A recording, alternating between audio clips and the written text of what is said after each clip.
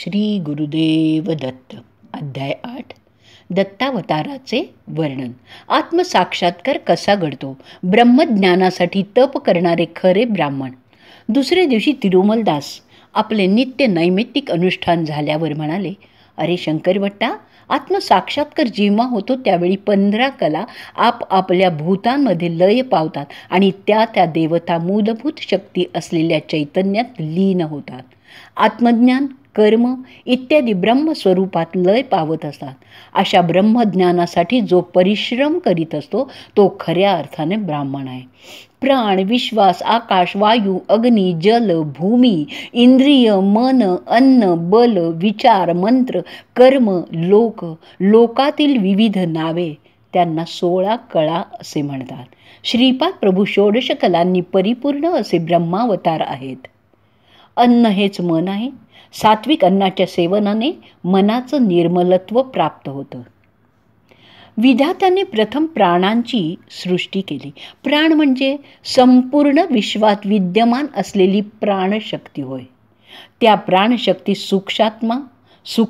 सूक्ष्मात्मा, हिरण्यगर्भ या नावाने सुद्धा संबोधले जाते. प्राणमय कोशामध्ये स्थित जीवधातू शक्तीला शक्ती शरीर असं म्हणतात. प्राणमय चैतन्यास संतुलितरित्या प्रवाहित केल्यास मनुष्यांचे भौतिक दुःखाचं निवारण होतं. मनुष्याचा स्थूल देह रोगी होण्यापूर्वी प्राणमय शरीर रोगग्रस्त होतं. त्याच्यानंतर स्थूल शरीर रोगग्रस्त होतं. सृष्टीच्या प्रारंभाचा निश्चय झाल्यावर पंचमहाभूतांचा आविर्भाव झाला. या पंचभूतांचं आकलन करण्यासाठी पंचेंद्रियांची रचना झाली. यांचं संधान करून व्यवस्थित काम करण्यासाठी पंचेंद्रियांची योजना झाली. या 10 इंद्रियांवर मनाचा ताबा असतो आणि मन हे आहारापासून बनतं. म्हणून मनुष्याने आपल्या आहाराविषयी अत्यंत सावध असलं पाहिजे. कारण आहाराच्या सूक्ष्म भागानेच मनातील भावना प्रकट होतात. जसं आहाराचे गुण त्याप्रमाणे आपले विचार होतात. मनातील विचाराच्या धारेस क्रमबद्ध करून नियंत्रित करणे यालाच मंत्र असं म्हणतात. यज्ञ यागादिकांचे विधीपूर्वक आचरण करीत त्या कर्मकांडात सांगितलेले मंत्रोच्चारण विधीपूर्वक करणे यास कर्म असं म्हणतात. विश्वनिर्मितीचा आधार कर्मच आहे. नामरूप विवर्जित जग असूच शकत नाही. आपल्यामधील प्रत्येक इंद्रियास एक देवता असतात आणि या देवतेच्या प्रभावाने ती इंद्रिये कार्य करीत असतात. समाधीस्थ असलेल्या योग्यास जेव्हा आत्मसाक्षात्कार होतो त्यावेळी 16 कला मूलतत्वात लय पावतात. योग्याच्या भौतिक इंद्रियातील चैतन्य शक्ती विश्वातील चैतन्य शक्तीमध्ये लीन पावते. कर्मेंद्रिये आणि ज्ञानेंद्रियाने युक्त असलेला मनुष्य कर्म न करता राहू शकतच नाही. अहंकार नष्ट झाल्याशिवाय मोक्षाची प्राप्ती होत नाही. मनुष्याच्या अहंकारामुळे कर्माचरण घडत असते. अहम म्हणजे मन आणि बुद्धी हे अज्ञानाच्या आवरणाने आच्छादित झालेले अशुद्ध चैतन्यच आहे. आत्मसाक्षात्कार झालेल्या योग्यास जन्मांतराचे कर्मफल शेष राहत नाही. अहंकार पूर्णपणे नामशेष झाल्याशिवाय आत्मसाक्षात्कार होत नाही. योगास जेव्हा आत्मसाक्षात्कार होतो तेव्हा श्रौत कर्म आणि त्याच्या प्रतिफलाचं केंद्र महद अहंकार असून मायाजालसहित शाश्वत परमात्म्यामध्ये लीन होऊन व्यक्तित्व रहित होतो. परमात्मा व्यक्तित्व सहित शक्तिस्वरूप होऊन राहिला आहे. कर्म आणि त्याच्या फलाचा नाश पाहून योगी सिद्धावस्थेत प्राप्त करतो. जरी योगी कर्मफलाचे भोग स्थूल देहाने भोगत असला तरी देहाभिमान नसल्या कारणाने तो सतत मुक्तावस्थेत स्थित असतो. परमात्मा योग्यांच्या द्वारे आपल्या दिव्य लीलांचे प्रकटीकरण करून त्याचा गर्वहरण करण्याचे सामर्थ्य परमात्म्यात असते. श्री बापांनाचार्यांनी श्रीशैल क्षेत्री असलेल्या श्री मल्लिकार्जुन आणि गोकर्ण क्षेत्री स्थित महाबळेश्वर आणि इतर काही ठिकाणी सौरमंडलातून शक्तिपात केला होता. स्वयंभू दत्तांची उत्सव मूर्ती तसेच अर्चन मूर्तीत सुद्धा शक्तिपात केला होता. अग्नी संबंधित असलेल्या या शक्तीस शांती विधान करावे लागते. तसे न केल्यास अर्चकासह अर्चना करविणारे सुद्धा अर्चना मूर्तीच्या प्रखर तेजाने शिक्षेस पात्र होऊन त्यांना अनिष्ट फल प्राप्त होते. स्वयंभू दत्त मूर्तीमध्ये झालेल्या शक्तिपाताचे रहस्य केवळ अंतर्ज्ञानी असलेले योगीच जाणू शकतात. श्रीशैल्य मल्लिकार्जुन स्थानी शक्तिपात हजारो लोक उपस्थित असताना श्री बापांनाचार्यांच्या अध्वर्यात्वाने झाला होता. सूर्यमंडळातील तेज बाहेर पडून सर्वांच्या समक्ष मल्लिकार्जुनाच्या लिंगात ते लीन झाले. श्रीपाद श्रीवल्लभ यांचा अवतार आणि हा शक्तिपात ही दोन अत्यंत गोपनीय अशी दैवी रहस्य आहेत. ती केवळ महायोग्यांना सांगण्यासारखीच आणि त्यांनीच जाणण्याजोगे आहेत. श्रीशैल्यात झालेल्या शक्तिपाताचे शांती विधान करण्यात आले. यात हजारोंच्या संख्येने अन्नदान झाले. या योगाने जठराग्नी शांत झाला. उग्रत्वाची शक्ती शिथिल होऊन शांती तत्वात लीन झाल्यामुळे सर्व कार्य शांत आणि शुभप्रद झाले. पीठापूर येथील स्वयंभू मूर्तीवर झालेल्या शक्तिपातास प्रत्यक्ष साक्ष आणि दाखला नसल्या कारणाने तेथे शांती विधान किंवा अन्नदान झाले नाही. श्री बापांनाचार्यांनी अन्नदान करण्यास सुचवले असता पीठापुरातील ब्राह्मण पंडितांनी तर्कवितर्क करून श्री बापांनाचार्यांची सूचना फेटाळून लावली आहे. श्रीपाद षोडश कला परिपूर्ण. काळ आपल्या गतीने चालला होता. श्रीपादांचं वय आता 2 वर्षाचं झालं. या 2 वर्षाच्या कालावधीत श्रीपादांनी आपण षोडश कलांनी परिपूर्ण असल्याचे अनेक बाललीलांद्वारे दाखवून या युगातील महाअवतार असल्याचे निदर्शनास आणले होते. वयाच्या 16व्या वर्षी श्रीपाद प्रभूंनी पीठापूर सोडले आणि त्यानंतर ते 14 वर्षेपर्यंत कुरवपूर आणखी काही क्षेत्रात राहिले. परंतु त्यांची शरीरयष्टी 16 वर्षाच्या किशोराप्रमाणेच होती. श्री दत्तात्रयांचे षोडश अवतार. 16 या संख्येस एक वैशिष्ट्य आहे. श्री दत्तात्रयांनी पूर्वयुगात 16 अवतार धारण केले होते. ते असे: योगीराज, अत्रिवरद, दिगंबरावधूत, कालाग्निशमन, योगीजन विल्लभ, लीला विश्वंभर, सिद्धराज, ज्ञानसागर, विश्वंभरावधूत, मायामुक्तावधूत, आदिगुरु, संस्कारहीन शिवस्वरूप, देवदेव, दिगंबर, दत्तावधूत, श्यामकमल लोचन. श्री दत्तप्रभू भोग आणि मोक्षाचे दाते आहेत. त्यांची आराधना करण्यासाठी केवळ त्यांच्या पादुकांची आराधना केली असता पुरे. 4 वेद श्वान रूपाने त्यांच्या पादुकांजवळ साऱ्या अपवित्रतेस पवित्र करीत त्यांच्या चरणकमली पडून असतात. श्री दत्तात्रेयांच्या पवित्रतेची कल्पना करण्यास मानव तर काय, देवता आणि सप्त ऋषीसुद्धा असमर्थ आहेत. युगांतरी जेव्हा वामनावतार झाला तेव्हा त्यांचे समकालीन असलेले श्री वामदेव महर्षींचा सुद्धा जन्म झाला. त्यांच्या जन्मसमयी मातेच्या गर्भातून केवळ क्षीर बाहेर आले आणि 4 दिशांचे अवलोकन करून पुन्हा गर्भात निघून गेले. तेव्हा देवता आणि ऋषीगणांनी प्रार्थना केल्यावर श्री वामदेवांनी पुन्हा जन्म घेतला आणि ते जन्मतः शुद्ध ब्रह्मज्ञानी होते. त्याचप्रमाणे श्रीपादांच्या जन्मसमयी सुद्धा घडले. ते केवळ ज्योतिष स्वरूप होते. याप्रमाणे 2 वेळा जन्म घेतल्याने ते आजन्म द्विज होते. ते संपूर्ण, अखंड, अनंत, अद्वैत, सच्चिदानंद घन असल्या कारणाने या अवतारात त्यांना गुरु अशी व्यक्ती नव्हती. वास्तवात ते त्रिमूर्तीचे संयुक्त रूप नसून त्रैमूर्तीच्या अतीत असलेले एक विशिष्ट तत्व होते आणि म्हणून त्या त्रैमूर्तीस अतीत असलेले चतुर्थ तत्व असल्याचे सुचवण्यासाठी त्यांनी चतुर्थीस अवतार घेतला आहे. मातेच्या गर्भातून बाहेर येऊन पुन्हा गर्भस्थ झाले असता महायोगी, सिद्धपुरुष आणि देवतांच्या प्रार्थनेस प्रसन्न होऊन पुन्हा जन्मल्यामुळे ते आजन्म ब्रह्मज्ञान संपन्न होते. चित्रा नक्षत्राचा अधिपती अंगारक म्हणजेच मंगळ आहे. तो ग्रह पाप नीच स्थानी असता सकल जीवराशीस अमंगलप्रद ठरतो. सकल अमंगळाचे हरण करून शुभ मंगलत्व प्रदान करण्यासाठी प्रभूंनी चित्रा नक्षत्रामध्ये जन्म घेतला. चित्रा नक्षत्र असताना श्रीपाद प्रभूंचं पूजन केल्यास विशेष फलप्रद ठरते. श्रीपाद प्रभू साक्षात धर्मशास्त्रे आहेत. ते हरिहरात्मज श्री अप्पय्या स्वामी असल्याचं सुचवण्यासाठी त्यांनी तूळ राशीमध्ये जन्म घेतला. ते जाणत नाही असं धर्मशास्त्रच नाही. धर्मसंकटात सापडलेल्या मनुष्याने त्यांची प्रार्थना केल्यास त्यास धर्मपथ प्रदर्शनाचा लाभ होतो. सूर्य हा ग्रहांचा अधिपती आहे. सिंह लग्नामध्ये जन्म घेतल्यामुळे ते सकल विश्वाचे नाथ आणि दरबार भरण्यासाठी जन्म घेतलेले जणू काही चक्रवर्तीच आहेत असं सूचित होतं.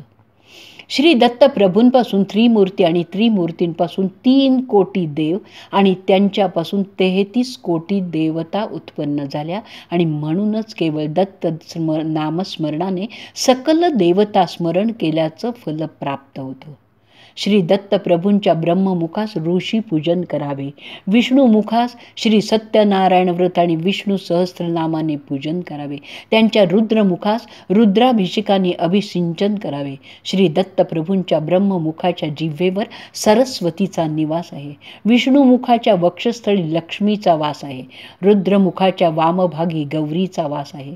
सृष्टीतील सकल स्त्री देवता शक्ती श्रीपादांच्या वामभागी आणि पुरुष देवता शक्ती दक्षिण भागी विराजमान आहेत. तिरुपतीमधील सप्तगिरीवर अवतरलेले श्री व्यंकटेश्वर स्वामी हे साक्षात श्री दत्त प्रभूच आहेत. कार हे अमृत बीज आणि कट हे ऐश्वर्य बीज आहे. म्हणून श्री व्यंकटेश्वर हे अमृत आणि ऐश्वर्याचे प्रदाते आहेत. वे म्हणजे पाप आणि कट म्हणजे खंडन करणारा किंवा हरण करणारा असा अर्थ आहे. श्री व्यंकटेश्वर आणि श्रीपाद श्रीवल्लभ खरे पाहता एकच असून अभिन्न आहेत. तेव्हा मी म्हणालो, हे तिरुमलदास, पूर्वी वर्णाश्रम धर्म काटेकोरपणे पालन करावा असं विद्वज्जनाचं म्हणणं होतं. परंतु श्रीपाद प्रभूंच्या मत याच्या विरुद्ध होतं असं मला वाटतं. तर माझ्या या शंकेचं समाधान करावं अशी विनंती. श्री गुरुदेव दत्त. श्री गुरुदेव दत्त. ब्राह्मणांचे लक्षण. यावर तिरुमलदास म्हणाले, अरे, ब्राह्मणाने ब्रह्मज्ञानाच्या अन्वेषणात जीवन घालवले तरच तो सद्ब्राह्मण म्हणावला जातो. विहित धर्म आणि कर्माचा त्याग करून दुराचारी झाल्यास तो दुष्ट ब्राह्मण होईल. त्याचे दुराचार वाढून तो गोहत्या आणि गोमांस भक्षण करण्यास प्रवृत्त झाल्यास त्याच्यातील ब्राह्मणत्व लोप पावून त्याचे ब्रह्मतेज संपूर्णपणे क्षीण होते. त्याच्या शरीरातील जीवन कणांमध्ये बदल घडून तो चांडाळत्वस प्राप्त होतो. तेव्हा तो ब्राह्मण होऊच शकत नाही. क्षत्रियाने ब्रह्मज्ञानाच्या आकांक्षेने निरंतर तपाचरण केल्यास ब्राह्मणत्व प्राप्त करू शकतो. क्षत्रियांच्या शरीरात जन्मजात असलेल्या जीवनकणात तपाचरणाने बदल घडून त्याला ब्राह्मणत्व प्राप्त होते. याप्रमाणे विश्वामित्रांना ब्राह्मणत्व प्राप्त झालं होतं. शनी ग्रहाचे 3 राशीत म्हणजे 7.5 वर्षेपर्यंत चलन असते. तेव्हा प्रत्येक मनुष्याच्या शरीरातील जीवन कणांमध्ये बदल घडतो. जुन्या जीवन कणांचा नाश होऊन नूतन जीवन कणांचे सृजन होत असते. याची मनुष्यास कल्पनासुद्धा येत नाही. क्षत्रियांचं लक्षण. क्षत्रियाने क्षात्र धर्माचा त्याग करून शांतिरस प्रधान असलेले कृषी, गोसेवा, वाणिज्य अशा धर्माचं पालन करून स्वकर्म सोडल्यास त्यांच्यातील क्षात्रतेज टिकून राहत नाही. त्यांच्या मन, बुद्धी आणि शरीरात अनेक बदल घडून येतात आणि तो वैश्यत्वास पावतो. ब्राह्मणाने क्षात्र धर्माचं अवलंबन केला असता परशुरामासारखा होतो. पूर्वी द्रोणाचार्य आणि कृपाचार्य जन्मतः ब्राह्मण असले तरी त्यांनी क्षात्र धर्माचे पालन नव्हते का केले? कुसुमश्रेष्ठी वैश्य असला तरी त्याने क्षत्रिय वृत्तीने अवलंबून केलेच होते ना. जन्मतः शूद्र असून श्रीपाद प्रभूंच्या कृपेने मला ब्रह्मज्ञान प्राप्त झाले नाही का? निरंतर प्रयत्नाने, निरंतर तपाचरणाने शूद्र सुद्धा वैश्य, क्षत्रिय किंवा ब्राह्मण होऊ शकतो. केवळ एका विशिष्ट वर्णात जन्म झाला म्हणजे यम, धर्म, शिक्षा आचरित आहे किंवा नाही असं नसून आपल्या शुभ कर्माच्या फलावर आपला वर्ण अवलंबून आहे. जन्मतः क्षुद्र असलेल्या मला पुढचा जन्म ब्राह्मणाचा मिळू शकेल, तसंच जन्मतः ब्राह्मण असलेल्यास पुढचा जन्म शूद्राचा सुद्धा मिळू शकतो. सामाजिक कारणासाठी वर्ण व्यवस्था करण्यात आली. परमात्म्याचे मुख ब्राह्मणत्व, बाहू क्षत्रियत्व, उरू वैश्यत्व आणि पाद मात्र शूद्रत्वाचे सूचक आहेत, असा श्रीपादांनी एक पर्याय सांगितला आहे. तू माझ्या आतिथ्याचा स्वीकार केलास. माझ्या घरचं भोजन हे ब्राह्मणाच्या घरचंच भोजन आहे. कर्मरहस्य.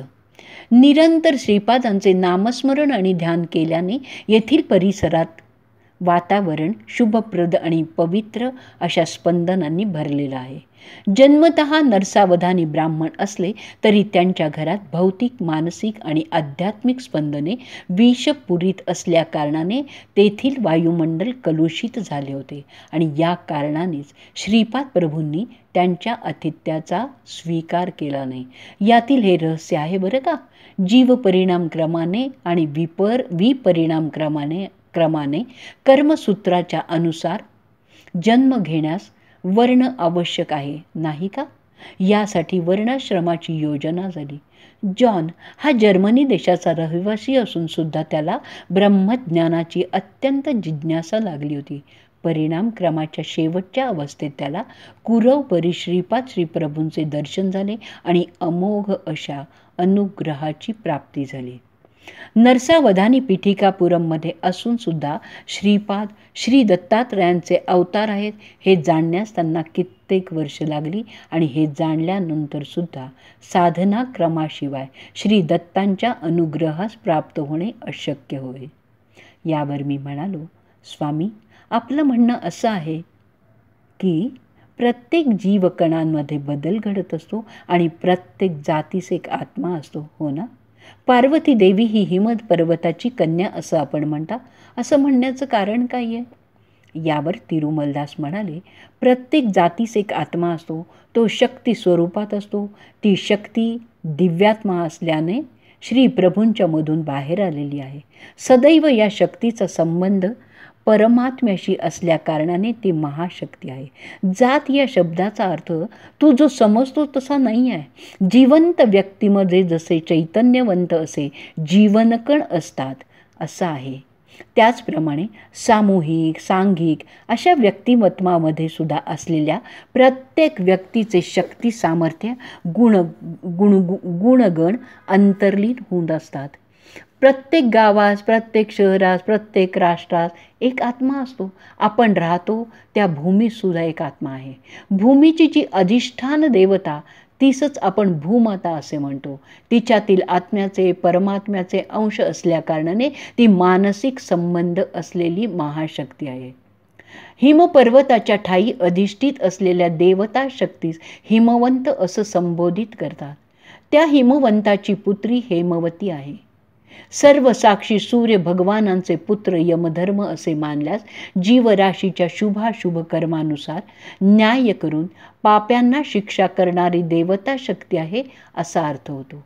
जगातील सारे प्राणी मात्र आपले कार्य करण्यासाठी सूर्यापासून ऊर्जा प्राप्त करतात. आकाशात विराजमान असलेले सूर्यबिंब वेगळं आणि त्यांच्यात अधिष्ठित असलेले देवता स्वरूप देवतात्मा वेगळे. श्रीपाद श्रीवल्लभ वयाच्या 30व्या वर्षी गुप्त होतील असं मी तुला सांगितलं होतं. ते अनंत कोटी ब्रह्मांडात असलेल्या अणुरेणूमध्ये विलीन होतील. ते सर्वांतर्मयी आहेत, हो ना? पुन्हा विलीन होणं म्हणजे काय असा प्रश्न तू विचारू शकतोस. ते सर्वांतर्यामी असले तरी त्यांच्या शक्तीच्या प्रभावापासून थोड्या अंतरावर कोट्यावधी ब्रह्मांड आहेत आणि या ब्रह्मांडातील परिभ्रमणाचे व्यवस्थीकरण करण्याच्या उद्देशाने त्यांच्या शक्ती प्रभावाने त्या ब्रह्मांडास आपल्याजवळ आकर्षित करतात. संपूर्ण सृष्टीत परिणाम दशेत एखादी विपत्कारी स्थिती उत्पन्न झाली असता श्री दत्तात्रयांचा अवतार होतो. चुंबक लोहाचं आकर्षण करतं, पण लोहावर मालिन्य असल्यास चुंबकाची आकर्षण करण्याची शक्ती अत्यंत बलहीन होते. मलिनत्वास नाहीसं करून सृष्टीतील प्रत्येक अणूचं आकर्षण करून विश्वपरिणामास नूतन दिशा देण्याचा संकल्प जेव्हा होतो त्यावेळेस मात्र असे अवतार होतात. श्री गुरुदेव दत्त. श्री गुरुदेव दत्त. पंचकन्यांचं विवरण. तेव्हा मी म्हणालो, स्वामी, अहिल्या, द्रौपदी, सीता, तारा, मंदोदरस्तथा पंचकन्यां पठे नित्यम महापातकनाशनम असं म्हणतात. हा विषय मला सुलभ रीतीने समजत नाही, म्हणून त्याचं विवरण करावं ही प्रार्थना. तिरुमलदास यावर म्हणाले, अहल्येवर इंद्र मोहित झाला होता आणि तिला प्राप्त करण्यासाठी त्याने मायेचा उपयोग केला. कुक्कुट रूप धारण करून त्याने बांग दिली. पहाट झाली असं समजून गौतम ऋषी अनुष्ठानास बाहेर गेले. पतिव्रता असल्याकारणाने इंद्र अहल्य स्पर्श करू शकत नव्हता. इंद्र देवता देवशक्ती संपन्न असल्याकारणाने त्याने मायेची अहल्य उत्पन्न करून त्या मायेच्या अहल्येशी समागम केला. माया अहल्येच्या शरीरातील जीवाणू इंद्राच्या तीव्र अशा इच्छेमुळे उत्पन्न झाली होती. माया अहल्या आणि इंद्र समागमी असता गौतमाने पाहिले आणि क्रोधित होऊन त्या दोघांना शाप दिला. अहल्या म्हणाली, हे मुनिवर, आपण हे काय केलं? अध्यात्म अहल्या गौतमापेक्षा उच्च स्तरावर होती. अहल्येच्या शापामुळे गौतम ऋषी 12 वर्षापर्यंत भ्रमिष्ट होऊन तदनंतर शिवार्चना करून स्वस्थ झाले. अहल्येची मनशक्ती जड झाल्याने तिचे शरीर पण जडत्व पाहून शिळा झाली. श्रीरामाच्या चरणधुळीने अहल्येचे शाप विमोचन झाले, म्हणून अहल्या परमपवित्र आहे असं जाण. शापग्रस्त झालेला इंद्र पंचपांडव म्हणून जन्मास आला. 5 रूप 5 मन असले तरी त्यास आधारभूत असलेला आत्मा एकच आहे. हा एक विचित्र असा विषय आहे. शचीदेवीचे आविर्भाव यज्ञकुंडात द्रौपदीच्या रूपाने झाला. ती अयोनिजा आहे. खऱ्या सीतेस अग्निदेवाने आपल्या गर्भात लपवले आणि मायेच्या सीतेस रावणाने लंकेस नेले. अग्नी प्रवेश केल्यावर मायेची सीता गुप्त झाली आणि खरी सीता बाहेर आली, म्हणून सीता महापतिव्रता आहे असं जाण. भूचक्रात 12 राशीमध्ये 27 नक्षत्र आहेत आणि या 27 नक्षत्रांची ती अधिष्ठात्र देवता आहे. तिचा जन्म तारादेवी म्हणून झाला. ती भर यौवनात असताना गुरुग्रहाचे अधिष्ठात्र देवता असलेले बृहस्पती मोहित झाले आणि तिच्याशी विवाह केला. वृद्धपती यौवनवती तृप्त करू शकत नाही. हा विषय धर्मविरुद्ध आहे, म्हणून विवाह समयी केलेले शपथेचे उल्लंघन झाल्या क्षती नाही. तारादेवीच्या मनात बृहस्पतीविषयी कधीच पती असल्याचा भाव उत्पन्न झाला नव्हता. तारादेवीच्या मनात पतीचे भाव उत्पन्न करण्याची जबाबदारी बृहस्पतीची होती. तसं न करता सकल धर्माचं ज्ञात असलेले बृहस्पतीने धर्मविरुद्ध आचरण केले. तारादेवीच्या शरीरातील जीवाणूंचं तिच्या मनप्रवृत्तीप्रमाणे बदल घडले.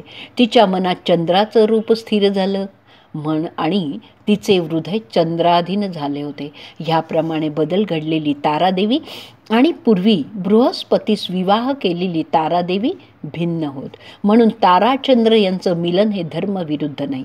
सृष्टी नियमाप्रमाणे 27 नक्षत्रातून भ्रमण करणे हा चंद्राचा धर्म आहे, गुरुग्रहाचा नाही. जर गुरुग्रहाने तसे केल्यास धर्मविरुद्ध होईल. कुठल्याही धर्मविरुद्ध कार्याची अधोगती होते, म्हणून 27 नक्षत्रांची अधिष्ठान देवता तारादेवी, चंद्रमंडलाचे अधिष्ठान देवता असलेल्या चंद्रास पावणे हाच धर्म आहे. बाबा रे, या धर्म सूक्ष्मास अनुसरून तारादेवी महापतिव्रता होय. भीष्माचार्य शरशय्येवर असता युधिष्ठिरास हितोपदेश केला. भीष्म म्हणाले, कुकर्म घडत असता शक्यतो त्याचा विरोध केला पाहिजे किंवा अधर्म घडत असलेल्या त्या स्थळाचा त्याग केला पाहिजे. यावर द्रौपदी खुदकन असली. त्यावर भीष्म म्हणाले, ज्यावेळी द्रौपदीचा मानभंग झाला तेव्हा माझं वागणं अनुचित होतं, कारण त्यावेळी मी दुर्योधनाच्या आश्रयात होतो. त्याच्या अन्नसेवनाने माझं रक्त कलुषित झालं होतं आणि बुद्धी भ्रष्ट झाली होती. आता ते कलुषित रक्त माझ्यात नसून बुद्धीही कल्मषरहित झाली असून ज्ञानोदय झाला आहे. जीव परिणामदशेत अनेक जन्म घेत असतो. थोड्या जन्मात स्त्री तर थोड्या जन्मात पुरुष होतो. मानव जन्माव्यतिरिक्त पशु पक्षादींचा सुद्धा जन्म घेतो. जन्मांतरी मंदोदरीचा जन्म पुरुष होता. त्या जन्मामध्ये तिला एक चंचल स्वभावाची, एक दुष्ट स्वभावाची आणि एक मृदू स्वभावाची अशा 3 पत्नी होत्या. इहजन्मी चंचल स्वभावाची पत्नी वानर होऊन वाली झाला. दुष्ट स्वभावाचा पत्नी राक्षस होऊन रावण झाला आणि मृदू स्वभावाच्या पत्नीचा बिभीषण म्हणून जन्म झाला. कल्पांतरी हे तिघे मंदोदरीचे पुरुष जन्म असता तिचे पत्नी होते.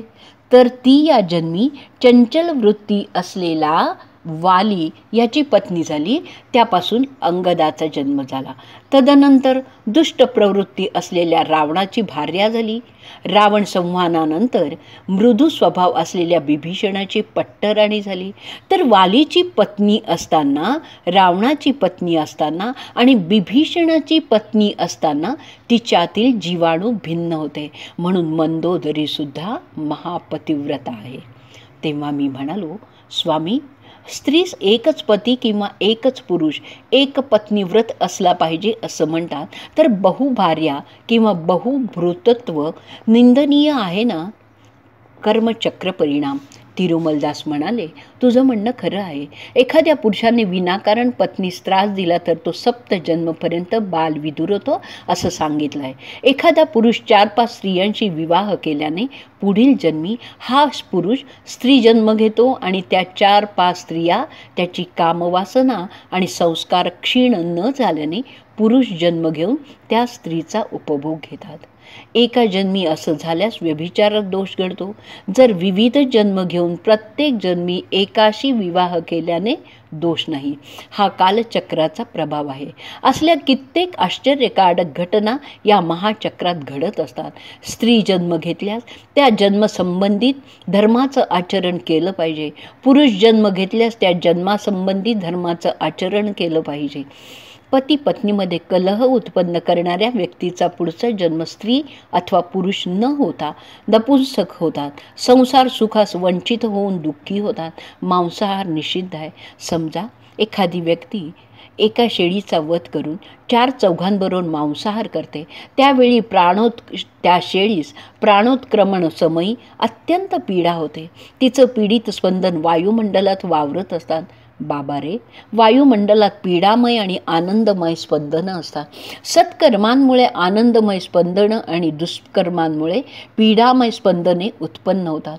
मृत शेळीने मारून खाल्लेल्या 4-4 मानवांचा सूड घ्यावा अशा इच्छेने प्राणत्याग झालेल्या कारणाने मानव जन्म घेते आणि मांसभक्षण केलेल्या मानवांचा शेळीचा जन्म होतो.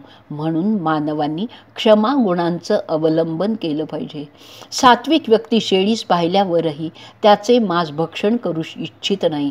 जर ती शेळी पुनर्जन्मी मारलेल्या मनुष्यास क्षमा करील तर त्यावेळी शेळीस प्राणदान दिल्याचं पुण्य लाभून तिचं कर्मचक्र थांबतं.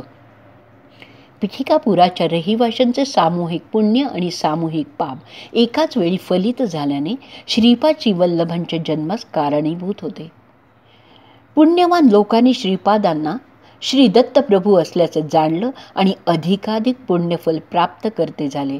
तर पापीजन श्रीपाद श्री दत्त असल्याचं नाकारून अधिक पापाचे भागीदार झाले होते.